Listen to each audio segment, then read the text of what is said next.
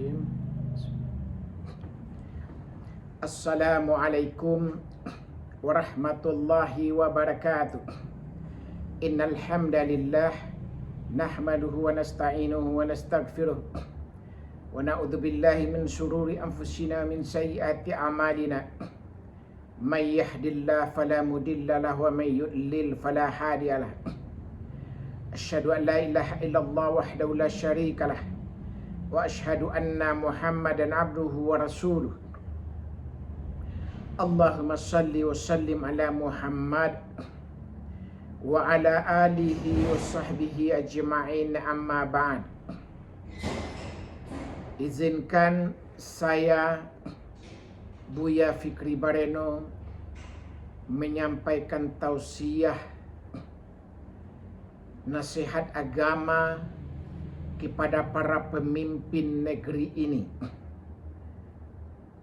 kepada Bapak yang terhormat Presiden Joko Widodo, kepada para gubernur, bupati, dan para pemimpin yang berada di bawahnya. Hari ini kami masyarakat Melayu merasakan pahit dan getirnya, berduka, kecewa karena terancam kehilangan kenangan dari tanah leluhurnya yang sudah ditempati ratusan tahun lamanya dengan dalih investasi pemodal asing dari Cina. Maka berpotensi daerah yang telah ratusan tahun kami orang-orang Melayu menempatinya hari ini terancam untuk terusir di negeri kelahirannya sendiri pun. Bersamaan dengan itu pula kita menyaksikan betapa mirisnya hati kita bersama melihat anak-anak sekolah dasar berlarian dari ruang kelasnya karena adanya letusan gas air mata yang masuk ke sekolah, ke ruang kelas. Ada anak-anak kita yang pingsan, ada yang sesak napas, ada yang berlarian, menyayat hati kita semuanya. Begitu pula di seberang lainnya ada para demonstran dari masyarakat Rempang, masyarakat Batam, yang ada yang cedera, ada yang sesak napas, kena gas air mata. Aparat yang digaji dengan uang rakyat. Hari itu betul-betul membuat kami orang Melayu, rakyat negeri ini, mengalami kekecewaan yang luar biasa. Ditambah lagi pada suatu momen Bapak Presiden Joko Widodo menyampaikan pula bahwa Pulau Rempang adalah milik negara dan tidak akan ada ganti rugi kepada rakyat di Pulau Rempang itu. Di momen yang lain, Bapak Mahfud MD sebagai Menko Polhukam mengatakan pula HGU, hak guna usaha, HGB, hak guna bangunan, sudah ada sejak tahun 2001. Hal ini adalah memperlihatkan kekuasaan yang sangat tidak berpihak kepada rakyat. Kekuasaan yang berpihak kepada investor, yang tidak peduli, tidak berempati pada nasib rakyat yang menderita, yang sudah tinggal di Pulau Rempang sejak 1843 dan bahkan jauh sebelumnya. Masyarakat Rempang telah tinggal di pulau itu. Begitu pula ratusan tahun sebelum Republik Indonesia merdeka, masyarakat Rempang telah tinggal di sana.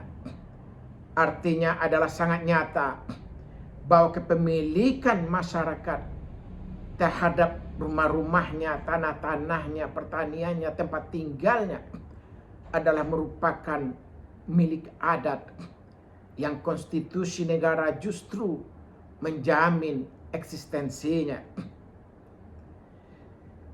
Kalau kita lihat lebih lanjut, pada suatu kesempatan Bapak Presiden Joko Widodo pernah juga menyampaikan dalam rapat kabinet yang sangat menyejukkan hati rakyat negeri ini.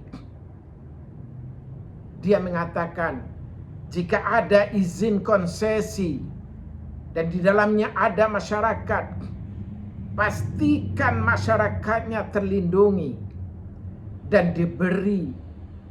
diberikan kepastian hukum. Jika perusahaan pemilik konsesi itu tidak memperhatikannya, maka cabut izinnya, siapapun pemiliknya.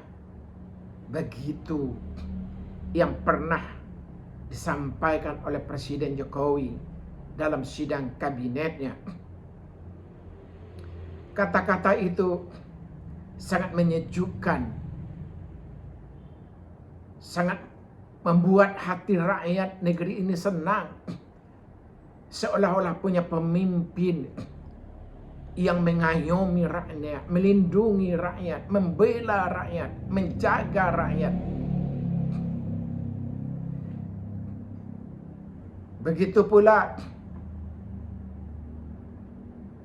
di dalam undang-undang negara, di dalam pasal 33 ayat 1 misalkan, Undang-Undang Dasar 45 sangat tegas menjadi dasar hukum bagi seluruh pejabat dan warga bangsa ini, bahwa perekonomian disusun sebagai usaha bersama berdasarkan atas azas kekeluargaan. Artinya adalah investasi, apapun alasannya, maka dia harus berdasarkan atas usaha bersama, berazaskan kekeluargaan. Tidak boleh ada penindasan, tidak boleh usaha masyarakat yang dimatikan. Perekonomian artinya adalah membangun untuk kesejahteraan seluruhnya warga bangsa ini. Begitu pula dalam pembukaan Undang-Undang Dasar 45, bahwa tujuan negara Indonesia adalah melindungi seluruh rakyat Indonesia dan tumpah darah Indonesia, memajukan kesejahteraan umum, mencerdaskan kehidupan bangsa, serta ikut serta melaksanakan ketertiban dunia yang berdasarkan kemerdekaan, perdamaian abadi, dan keadilan sosial. Pesan yang sangat universal dalam tujuan kemerdekaan negara Republik Indonesia ini yang disampaikan di dalam pembukaan Undang-Undang Dasar 45, yang kalau kita garis bawahi adalah melindungi seluruh rakyat Indonesia dan tumpah darah Indonesia, dan memajukan kesejahteraan umum, dan di akhirnya keadilan sosial. Tiga hal yang sangat mendasar menurut kami: melindungi seluruh rakyat Indonesia dan tumpah darah Indonesia, melakukan keadilan sosial. Maka ketika Pulau Rempang yang telah ratusan tahun dihuni oleh saudara-saudara kita orang Melayu, Tapi hari ini penguasa melalui tangan-tangannya, baik gubernur dan bupatinya dan aparat polisinya di bawah Kapolrinya, yang memerintahkan untuk mengosongkan segera tempat tinggal saudara-saudara kami orang Melayu di pulau yang ratusan tahun kami dan nenek moyang telah tinggal di sana. Kalau kita lihat juga bagaimana Pancasila memberikan perlindungan hukum kepada seluruh warga bangsa. Ayat keduanya adalah kemanusiaan yang adil dan beradab. Kemudian Pancasila ayat 5-nya, keadilan sosial bagi seluruh rakyat Indonesia. Kemanusiaan yang adil dan beradab. Apakah dengan menggusur ribuan masyarakat yang telah tinggal ratusan tahun merupakan kita manusia yang adil dan beradab? Dan begitu pula, apakah sesuaikah dengan keadilan sosial bagi seluruh rakyat Indonesia? Tentunya hal ini adalah sangat jauh panggang dari api. Bahwa kemerdekaan adalah bertujuan untuk melindungi seluruh warga bangsa ini. Tumpah darahnya, hak-haknya, miliknya. Negara harus hadir untuk melindungi, bukan malah untuk menyingkirkannya. Adapun kita sebagai rakyat, sebagai orang Melayu, bukan juga orang yang anti dengan pembangunan, tetapi sejatinya pembangunan harus mengikutkan masyarakat di mana pembangunan itu dilaksanakan, bukan dengan memiskinkan masyarakatnya, bukan dengan menggusur masyarakatnya, bukan membuat masyarakatnya jadi eksodus tanpa ada jaminan masa depan, pendidikan, kesejahteraan sosial dan lain-lainnya, dan mencabut kehidupan masyarakat dari akarnya.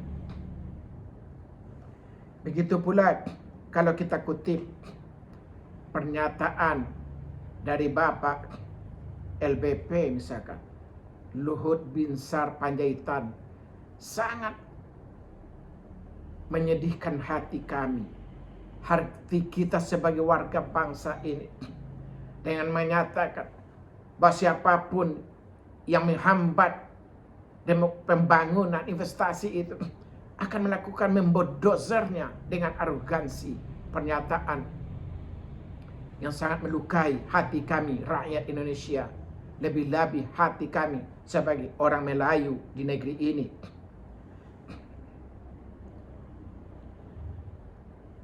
Para pemirsa dari Sabang sampai Merauke yang kita hormati Bapak Presiden Joko Widodo,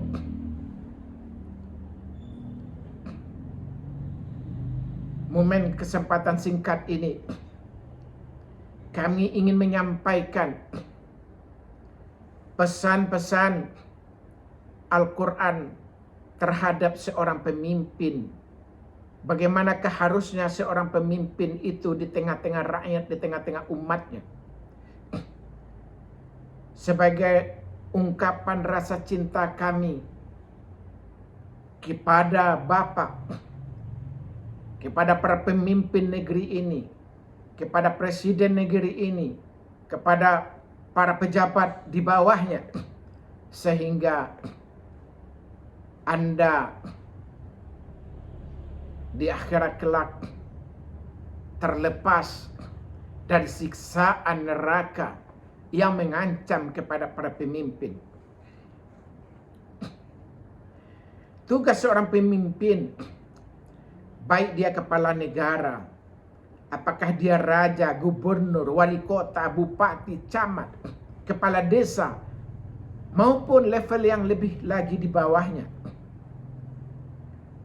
Pemimpin telah didaulat penuh oleh rakyat untuk mengemban amanah sebaik-baiknya. Oleh karena itu, seorang pemimpin harus senantiasa menegakkan supremasi hukum, menegakkan keadilan, kebijaksanaan, sehingga rakyat merasakan betul bahwa keadilan itu hadir di tengah-tengah kehidupannya.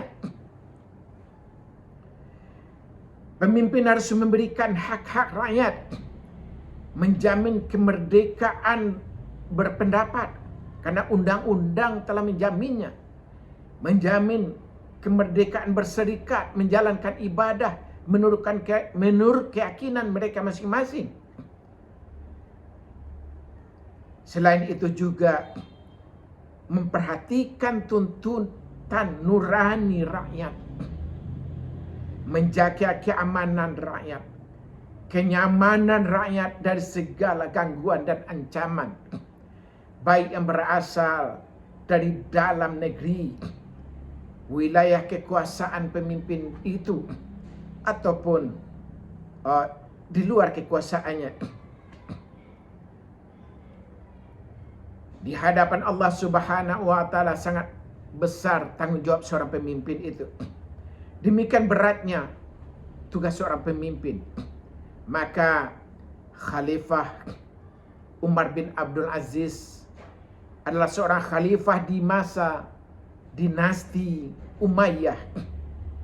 Adalah khalifah yang arif dan bijaksana. Ketika khalifah ini diangkat menjadi khalifah, menjadi pemimpin, maka yang terucap dari mulut khalifah ini adalah inna lillahi wa inna ilaihi raji'un. Kenapa?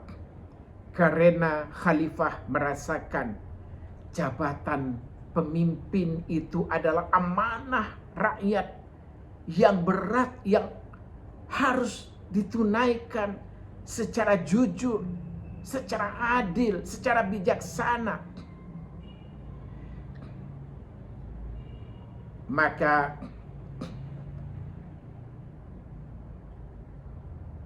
ada sahabat Makil bin Yasar Al-Muzanni, ketika dia menjelang wafat, dia menyampaikan sebuah hadis dari Rasulullah sallallahu alaihi wasallam. Sami'tu Rasulullah sallallahu alaihi wasallam yaqul, ma min 'abdi yastar'ihi Allahu ra'iyatan yamutu yawma yamutu wa huwa ghashun li ra'iyatihi illa haramallahu alaihi al-jannah. Muttafaqun alaih. Arti daripada hadis ini,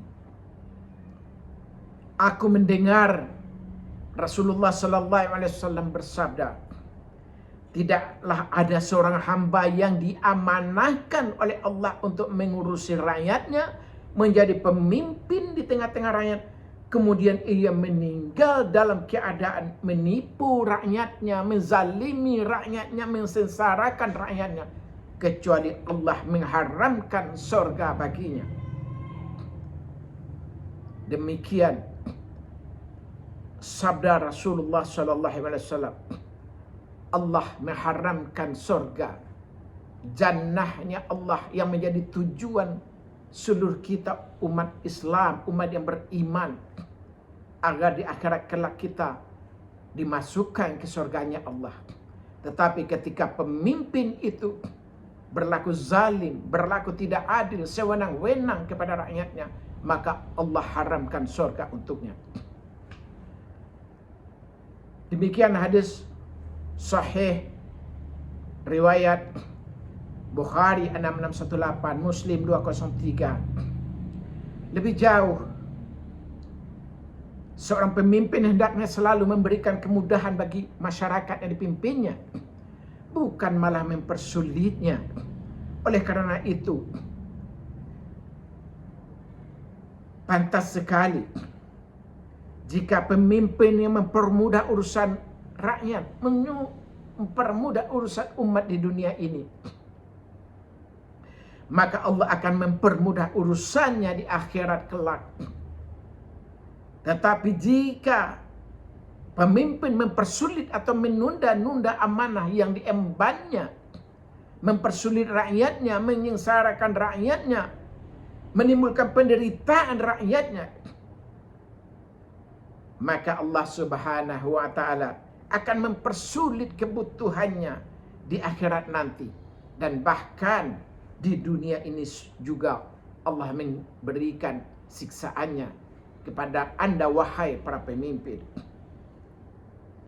Dalam hadis lain disebutkan, an Aisyah qalat qala Rasulullah sallallahu alaihi wasallam, Allahumma man waliya min amri ummati syai'an fasaqqa alaihim fasquq alaihi wa man waliya min amri ummati syai'an faraqafa bihim farfuq bih. Rawahul Muslim wa Ahmad. Hadis ini adalah riwayat daripada Muslim nomor 3407 dan Ahmad 23481. Kita bacakan artinya. Diberitakan dari Aisyah radhiyallahu anha, Rasulullah sallallahu alaihi wasallam bersabda, "Ya Allah, siapa yang sedikit saja menguasai urusan umatku, memimpin umatku, kemudian ia mempersulit umatku, maka persulitlah dia, ya Allah. Dan siapa saja yang sedikit saja mengurusi umatku, memimpin umatku, kemudian ia mengasihi umatku, maka kasihanilah dia, ya Allah." Demikian Rasulullah sallallahu alaihi wasallam. Kepada Anda yang pemimpin hari ini, ketika Anda mempersulit rakyat, maka Anda akan dipersulit oleh Allah Subhanahu wa ta'ala. Tapi begitu Anda memudahkan rakyat, memudahkan umat, melindungi rakyat, berempati kepada rakyat, menjamin hak-hak rakyat terlindungi, terbela, tertuntun sesuai amanah konstitusi Undang-Undang Dasar 45 dan Pancasila, maka Rasulullah sallallahu alaihi wasallam mendoakan Anda menjadi orang yang diselamatkan oleh Allah baik dunia juga maupun akhirat.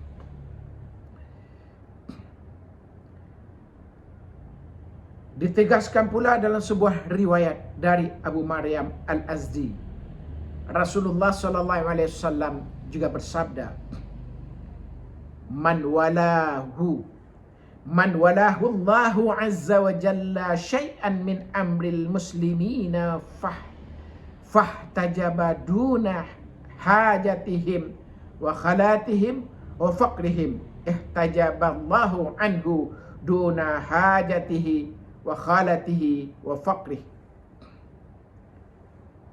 Hadis riwayat Abu Daud nomor 2559. Artinya siapa yang telah dikuasakan oleh Allah untuk memegang urusan kaum muslimin, yang mereka telah diangkat untuk menjadi pemimpin yang mengurus urusan kaum muslimin, kemudian ia menghalangi kepentingan dan kebutuhan kaum muslimin, rakyatnya itu, maka Allah akan menghalangi kepentingan dan kebutuhannya. Demikian Rasulullah menyampaikan, ketika Anda sebagai pemimpin yang melakukan kezaliman, melakukan ketidakadilan, yang menghalangi rakyat, menyengsarakan rakyat, maka Allah akan menghalangi, akan menyengsarakan, akan menzalimi, akan melaknat juga Anda. Bahkan Abu Awwamah dalam kitab sahihnya menegaskan bahwa pemimpin itu akan memperoleh laknatullah, yaitu laknat Allah. ketika Allah melaknat, artinya adalah Allah pasti akan memasukkan pemimpin semacam itu adalah ke nerakanya Allah. Dan melaknat juga diartikan sebagai bahwa Allah akan dijauhkan dari rahmatnya Allah. Bahwa seluruh kehidupan kita adalah mencari rahmat dan kasih sayang Allah.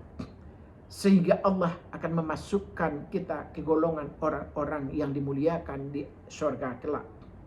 Tetapi ketika Anda sebagai pemimpin yang menyusahkan rakyat, menyengsarakan rakyat, maka tentulah Allah akan menyusahkan dan menyengsarakan Anda di dunia dan juga di akhirat. Jadi kalau hari ini masyarakat Rempang, masyarakat Batam, orang-orang Melayu, kami orang-orang Melayu sangat berduka dan bersedih karena sangat-sangat nyata bahwa keinginan pemimpin hari ini untuk menggusur saudara-saudara kami yang telah ratusan tahun menetap, lahir, mulai sampai dari nenek moyang mereka hidup di Pulau Rempang itu, dan hari ini terancam tergusur, terusir. Begitu pula saya akan mengutipkan ayat Al-Quran sehingga para pemimpin negeri ini bisa berkaca dengan hadis dan sunnah Rasul yang telah kita sampaikan tadi. Bisa juga berkaca dengan Al-Quran yang menjadi pedoman bagi seluruh kaum muslimin. Di dalam Al-Maidah ayat 8, ya'dilu huwa aqrabu littaqwa wattaqullah. Berlaku adillah, karena adil itu lebih dekat dengan ketakwaan. Ini sejatinya adalah perintah lebih utama adalah kepada Anda, wahai para pemimpin. Kepada Anda yang hari ini mungkin jadi presiden, jadi gubernur, jadi bupati, jadi kapolri, jadi camat, jadi lurah, jadi siapapun Anda mengemban amanah kepemimpinan. Maka Al-Quran memesankan, i'dilu huwa aqrabu littaqwa wattaqullah. Berlaku adillah kamu, karena adil itu lebih dekat dengan ketakwaan. Di dalam surat An-Nahl ayat 90 juga Allah berfirman, Innallaha ya'muru bil adli wal ihsan. Sesungguhnya Allah menyuruh kamu berlaku adil dan berbuat kebaikan. Berlaku adil diperintahkan oleh Allah. Apakah dengan menggusur saudara-saudara kami orang Melayu yang telah tinggal hidup di tanah leluhurnya di Pulau Rempang ratusan tahun. Lalu hari ini pejabat negeri ini mengatakan bahwa tahun 2001 telah diterbitkan HGU dan HGB. Kalau para pemimpin ini berkaca dengan undang-undang, maka kata-kata semacam itu mungkin tidak akan keluar dari mulutnya. Apalagi yang menyatakan akan membulldozer siapapun yang menghalangi investasi asing.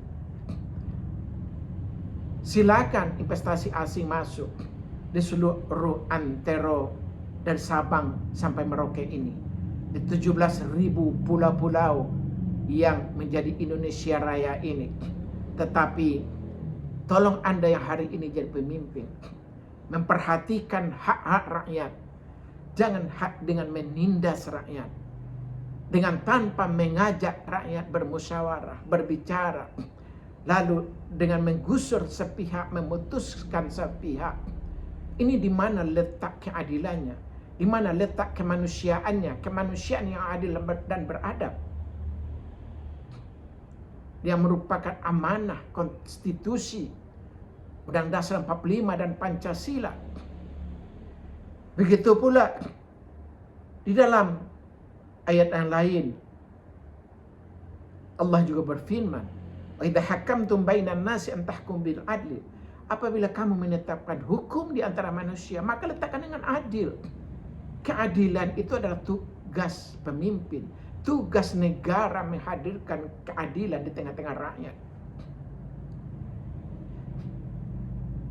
Ada pula hadis Al-Imamu Adil. Ada 7 orang yang dapat naungan di hari akhirat kelak. Ketika seluruh naungan sudah tidak ada pada mahsyar di akhirat, maka Rasul mengatakan Al-Imamun Adil, imam yang adil. Presiden Jokowi yang adil akan dilindungi di akhirat kelak. Gubernur yang adil akan dilindungi di akhirat kelak. Bupati yang adil akan dilindungi di akhirat kelak. Kapolri yang adil akan dilindungi di akhirat kelak. Camat yang adil akan dilindungi di akhirat kelak oleh Allah Subhanahu wa taala yang pemilik otoritas ketika seluruh otoritas telah tidak dimiliki oleh makhluknya. Oleh sebab itu, camkan sabda Rasul ini. Iya. Al-Imamun Adil. Pemimpin yang adil akan diberikan naungan oleh Allah Subhanahu wa taala ketika naungan telah tiada. Begitu pula sebuah hadis yang diriwayatkan oleh Tirmizi. Jihad yang paling besar adalah menegakkan kalimat keadilan di depan penguasa. Baik penguasa yang zalim maupun penguasa yang tidak zalim. Tugas kami, para ulama, untuk menyampaikan kepada seluruh warga bangsa ini, untuk menyampaikan kepada presiden hari ini, untuk menyampaikan kepada seluruh pemimpin dan rakyat di negeri ini, karena hakikatnya seluruh kamu adalah pemimpin. Hadis Rasul ini adalah sultani muqsitu muwafaq.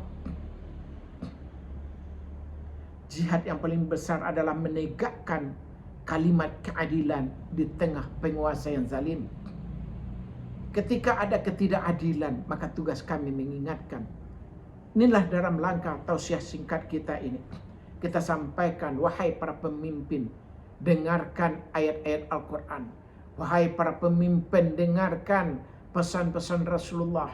Wahai para pemimpin, Anda dengarkan konstitusi negara dan Pancasila yang memberikan perlindungan kepada seluruh rakyat dan warga bangsa yang 280 juta ini.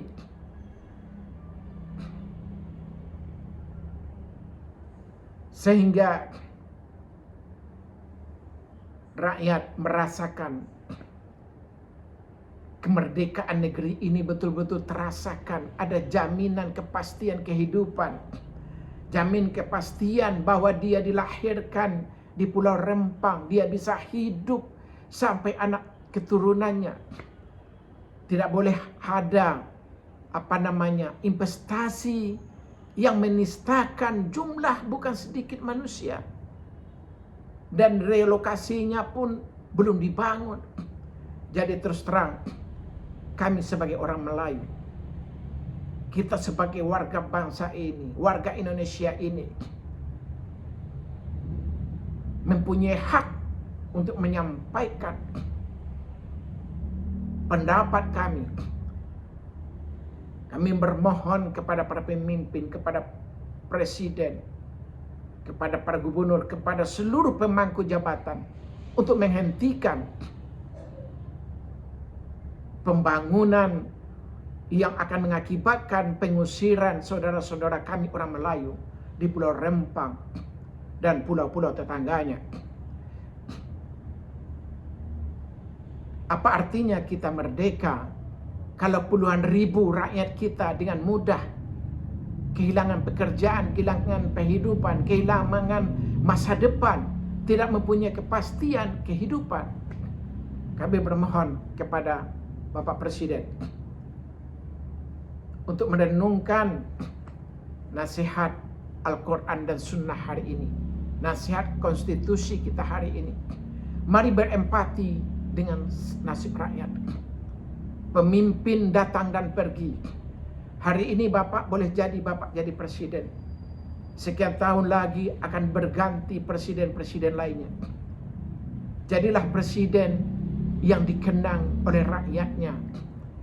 karena dia membela, melindungi, mensejahterakan, membina, mengayomi rakyatnya, menjalankan konstitusi secara murni dan tidak berjumlah besar masyarakat Rempang yang disakiti. Tolong dihurungkan niat untuk membangun, karena akan melahirkan penderitaan-penderitaan baru kepada rakyat kita. Apalagi kalau kita lihat kondisi pulau Rempang itu sendiri pun masih mengandung masalah yang sangat besar. Pernah juga diungkap oleh media bahwa yaitu bisnis.com edisi 11 September 2023, karena ada sejarah korupsi yang belum dituntaskan di Pulau Rempang itu, yang jumlahnya bukan sedikit, 3,6 triliun. Dan itu begitu kasus itu pada tahun 2004 dan hilang saja. Kita rakyat menunggu untuk dituntaskan kasus Pulau Rempang itu, yang juga mengandung ada korupsi gate di sana yang jumlahnya bukan sedikit, yang itu adalah uang kami rakyat negeri ini.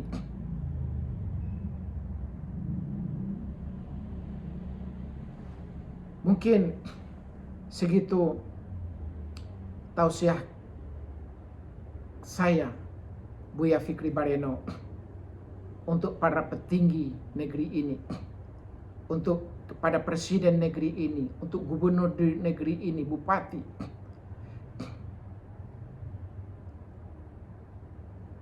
Mari kita dengan membangun dan juga membangun kesejahteraan rakyat setempat, dengan tidak menggusur, dengan tidak menzalimi, dengan tidak menindas rakyat negeri ini. Sekian, terima kasih. Mohon maaf atas segala kekurangan. Wabillahi taufiq wal hidayah. Assalamualaikum warahmatullahi wabarakatuh.